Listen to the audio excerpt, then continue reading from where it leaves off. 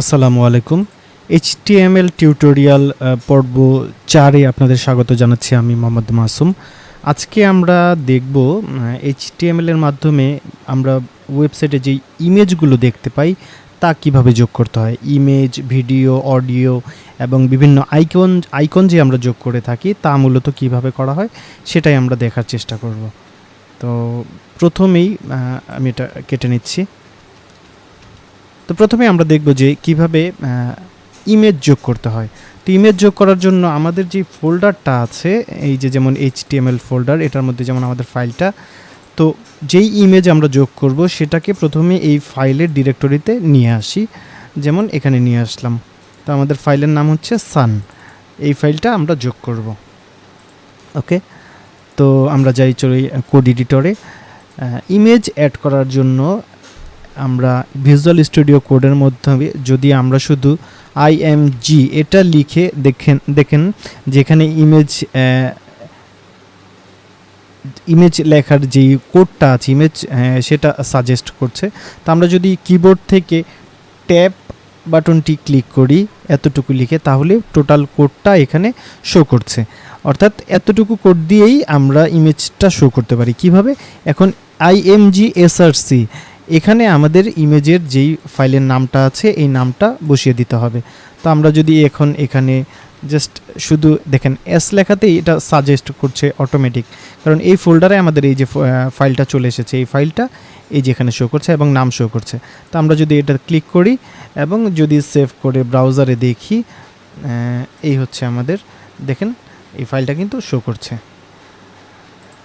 আবার আমরা যদি কোথাও একটু বানান ভুল করি তাহলে কিন্তু এটা শো করছে না, অর্থাৎ ফাইলটা শো করছে না। তো এই এতটুকু কোড লিখে আইএমজি এসআরসি ডাবল কোটেশনের মধ্যে এই কোডটা যদি আমরা লিখি তাহলে যে কোনো ইমেজ আমরা শো করতে পারবো। এখন এখানে কিন্তু সাইজটা ঠিক নেই বলতে ডিফল্ট সাইজ শো করছে। এক্ষেত্রে পরবর্তীতে আমরা সিএসএসের মাধ্যমে এই সাইজ কিভাবে কাজ করে সেটা দেখব এবং সেটা ঠিক করতে পারবো। আরেকটা বিষয় আমি আপনাদের একটু বলে নিই, আমরা এইচটিএমএলে যে কাজগুলো করছি প্র্যাকটিক্যালি যদি আপনি ম্যানুয়াল কোডিংয়ের মাধ্যমে যে ওয়েবসাইট তৈরি করা হয়, যদি আপনি সেই কাজ করেন তাহলে এইচটিএমএলটা আপনার খুব ভালোভাবে শিখতে হবে। আর যদি আপনার টার্গেট থাকে যে আপনি এইচটিএমএল শিখছেন বোঝার জন্য, কারণ আপনার মূলত কাজ করবেন আপনি ওয়ার্ডপ্রেস দিয়ে, তাহলে আসলে আপনার ধারণাটাই যথেষ্ট। কোডটা কিভাবে কাজ করে এটা জানাই যথেষ্ট, কারণ এইভাবে ইমেজ আমরা ওয়ার্ডপ্রেস দিয়ে ওয়েবসাইট তৈরির সময় কখনোই করব না বা করার দরকার হবে না। হয়তো কালে ভদ্রে দু একটা ইমেজ শো করা বা লাগতে পারে, কিন্তু সাধারণত এইভাবে কাজ করা হবে না। কিন্তু আপনাকে বুঝতে হবে বিষয়টা কিভাবে কাজ করে। তাই আমি ধারণা দেওয়ার চেষ্টা করছি যে এটা আসলে কিভাবে কাজ করে। তো ইমেজ যখন কিনা আমরা কোনো ওয়েবসাইটে প্রদর্শন করি তখন মূলত এই কোডটা লিখতে হয়। তো আমরা যদি একটু প্র্যাকটিক্যালি দেখি, যেমন আসলেই কি ইমেজ এইভাবে শো করে কিনা, তাহলে আপনাদের বুঝতে আরও সুবিধা হবে। যেমন এখানে একটা ইমেজ আছে, তা আমি যদি ইন্সপেক্ট এলিমেন্টে যাই, আচ্ছা এই যে দেখেন আইএমজি এসআরসি এবং সেম কোডের মধ্যে কিন্তু ইমেজের লোকেশনটা দেওয়া আছে। অর্থাৎ আমরা যেভাবে এখানে লিখেছি আইএমজি এসআরসি এবং এখানে কিন্তু ঠিক একইভাবে কোডটা দেওয়া হয়েছে। অর্থাৎ এই কোড দিয়েই ওয়েবসাইটে যে কোনো ইমেজ প্রদর্শিত হয়। এখন সাইজটা করা হয়েছে সিএসএসের মাধ্যমে, যা কিনা আমরা পরবর্তীতে শিখব। আচ্ছা, তাহলে এবার চলে যাওয়া যাক, আমরা আরও কিছু বিষয় দেখব। ভিডিও কিভাবে শো করতে হয়। তো একই মেথড, কোড একটু ডিফারেন্ট হবে। তো মেথড একই বলতে আমি বোঝাচ্ছি যে প্রথমেই যেই ভিডিও ফাইলটা আমরা প্রদর্শিত করতে চাই সেটা আমাদের ওই ডিরেক্টরিতে নিয়ে যাই। যেমন এখানে পেস্ট করলাম। এবার ভিডিও প্রদর্শনের জন্য আমাদের এই কোডটা ইউজ করতে হবে।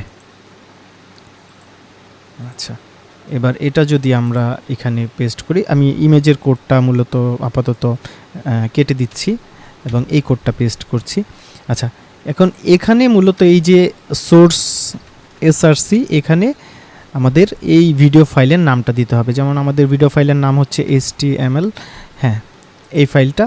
আচ্ছা, এবার যদি আমরা সেভ করে ব্রাউজারে তা চেক করি দেখেন এটা কিন্তু শো হয়ে গেছে, কিন্তু যদি আমরা কোনো একটা স্পেলিং মিস্টেক করি তাহলে কিন্তু এটা চলে যাবে।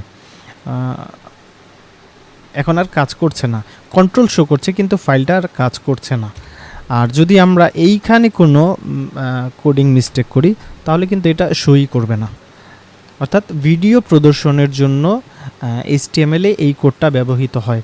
আমি আবারও বলছি, আমরা যখন ওয়ার্ডপ্রেসে কাজ করব তখন আমাদের এই জাতীয় কোড কিছুই লিখতে হবে না, কিন্তু তবুও আমরা শিখছি জানার জন্য, বোঝার জন্য যে এটা কীভাবে কাজ করে।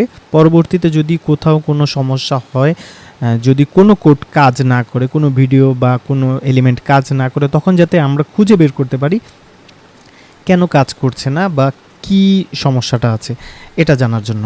আচ্ছা, একইভাবে আমরা যদি এবার অডিও ফাইল প্রদর্শন করতে চাই তাহলে এই কোডটা আমাদের রান করতে হবে।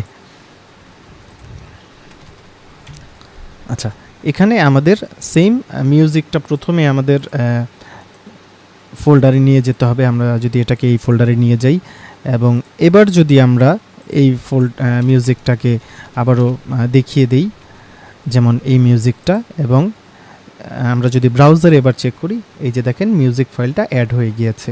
তো আমরা যদি প্লে করি কাজ করছে। তো এটা পরবর্তী পাশাপাশি 2 লাইনে শো করছে। আমরা এই ক্ষেত্রে একটা লাইন ব্রেক দিয়ে এটাকে আরও সুন্দর করতে পারি। ঠিক আছে, এরকম। তো এগুলো হচ্ছে বহুল ব্যবহৃত, কারণ বেশিরভাগ ক্ষেত্রেই একটা ওয়েবসাইটে ইমেজ যোগ করতে হয়, মাঝে মাঝে ভিডিও যোগ করতে হয়, কখনো কখনো অডিও যোগ করতে হয়। আরেকটা জিনিস খুব বেশি যোগ করতে হয়, তা হচ্ছে আইকন। যেমন ফেসবুক আইকন, সোশ্যাল মিডিয়া যে আইকনগুলো আছে, তো আমরা আইকন কিভাবে যোগ করতে পারি? তো আইকন যোগ করার জন্য সবচেয়ে সহজ পদ্ধতি হচ্ছে ফন্ট অসামের আইকন যোগ করা। ফন্ট অসাম সম্পর্কে আপনাদের মোটামুটি সবারই ধারণা আছে। আমরা ওয়েবসাইটে যে আইকনগুলো দেখে থাকি তা মূলত ফন্ট অসাম থেকেই নেওয়া। তো এটা হচ্ছে ফন্ট অসামের ওয়েবসাইট, কিন্তু কিভাবে আমরা এটা যোগ করতে পারি? প্রথমেই ফন্ট অসামকে আমাদের ওয়েবসাইটে কানেক্ট করে নিতে হবে। তো সেটা করার জন্য আমরা যদি ফন্ট অসাম সিডিএন লিখে সার্চ করি তাহলে এই রেজাল্টগুলো আসবে। প্রথমটাতে আমি যদি প্রবেশ করি তাহলে এখান থেকে একটা সিডিএন ফাইল কপি করতে হবে। কপি করার পর আমরা এটাকে নিয়ে হেড ট্যাগের মধ্যে বসিয়ে দিব। সামহাও আমাদের হেড ট্যাগের একটা ক্লোজিং ট্যাগটা মিস হয়ে গিয়েছে। তো হেড ট্যাগের মধ্যে আমাদের ওই সিডিএন ফাইলটা বসিয়ে দিতে হবে। অর্থাৎ এখন এইটা যেমন link rel style sheet HREF, যেটার যে রেফারেন্সটা, এটা হচ্ছে CDN ডট, অর্থাৎ এই ওয়েবসাইট থেকে আমরা এখন ডাটা কালেক্ট করব। তো এরপর কাজ হচ্ছে আমরা চলে যাব ফন্ট অসামের ওয়েবসাইটে। ধরলাম ফেসবুকের কোনো একটা আইকন আমি প্রদর্শিত করতে চাই, সেক্ষেত্রে জাস্ট এইভাবে আইকনটা ধরবো এবং এটাকে কপি করব। এখানে ক্লিক করলে কপি হয়ে যায়, অতএব বিষয়টা খুবই সহজ। এবার আমরা চলে যাই এখানে এবং কোডটা যদি বসিয়ে দেই, জাস্ট কপি করলাম, বসিয়ে দিলাম। এবার যদি আমরা এখানে দেখতে যাই, দেখবেন আইকনটা কিন্তু প্রদর্শিত হচ্ছে। আমরা যদি এই সবগুলো ডিলিট করে দিই তাহলে আমাদের বুঝতে আরও সহজ হবে। এই যে আইকনটা প্রদর্শিত হচ্ছে। তো এবার আমরা সিম্পল একটা বিষয় দেখি, যে আমরা অনেক সময় যোগ করি যে ফেসবুকে আমাকে বা ফেসবুকে ক্লিক করলে, এই আইকনে ক্লিক করলে আমাদের ফেসবুক প্রোফাইলে চলে যাবে। তো এখন কিন্তু এটা ক্লিকেবল না, কারণ ক্লিকেবল করতে হলে আমরা গত পর্বে শিখেছিলাম যে এ ট্যাগ ইউজ করতে হয়। তো আমরা চেষ্টা করি এ, বা আমরা যদি এ লিখে কিবোর্ডের ট্যাব বাটনটা ক্লিক করি তাহলেই কিন্তু এই কোডটা চলে আসবে। এখন এখানে আমাদের এই যে href-এর মধ্যে আমাদের প্রোফাইলটা দিতে হবে। তো আমি ধরা যাক আমি যদি আমার ফেসবুক প্রোফাইলটা দিয়ে দিই অথবা ইউটিউব প্রোফাইলটা দিয়ে দিই, কপি করলাম এবং এখানে যদি এটা বসিয়ে দিই, তাহলে এটা এখন ক্লিকেবল হয়ে গিয়েছে। অর্থাৎ সরি, এটা কপি হয়নি, আমি জাস্ট লিঙ্কটা কপি করলাম এবং এই লিঙ্কটা থাকবে এইখানে। হ্যাঁ, HTTP-টা আমরা দিয়ে দিই। ওকে, তো এখন এই মাঝখানে আমরা যা লিখব সেটাই লিঙ্ক আকারে কাজ করবে, অর্থাৎ প্রদর্শিত হবে। অর্থাৎ এখন কিন্তু কিছুই শো করছে না। তো আমরা যদি এখানে লিখি সাবস্ক্রাইব মাই ইউটিউব, হ্যাঁ এটা লিখলাম। লেখার পর এবার যদি আমরা এখানে এই আইকনের কোডটা এই মাঝখানে নিয়ে আসি তাহলে এটাও ক্লিকেবল হয়ে যাবে, অর্থাৎ মাঝখানে এখন আমাদের টোটাল এই লেখাটাও ক্লিকেবল, আইকনটাও ক্লিকেবল। যদি ক্লিক করি এটা আমাদের ইউটিউব পেজে চলে আসছে। তো এইভাবে আমরা বিভিন্ন সোশ্যাল মিডিয়া লিঙ্ক বা আইকন যোগ করতে পারি। তো আজকের ভিডিওটা এই পর্যন্তই। পরবর্তীতে আমরা আরও গুরুত্বপূর্ণ কিছু বিষয় দেখব। HTML এ কাজ করার জন্য সবচাইতে গুরুত্বপূর্ণ যেই ট্যাগগুলো নিয়ে আমাদের কাজ করতে হয় তা হচ্ছে ডিভ ট্যাগ, যা কিনা আমরা সামনের পর্বে দেখব। আজ এই পর্যন্তই।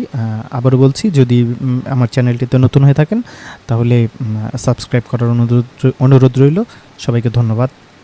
আসসালামু আলাইকুম।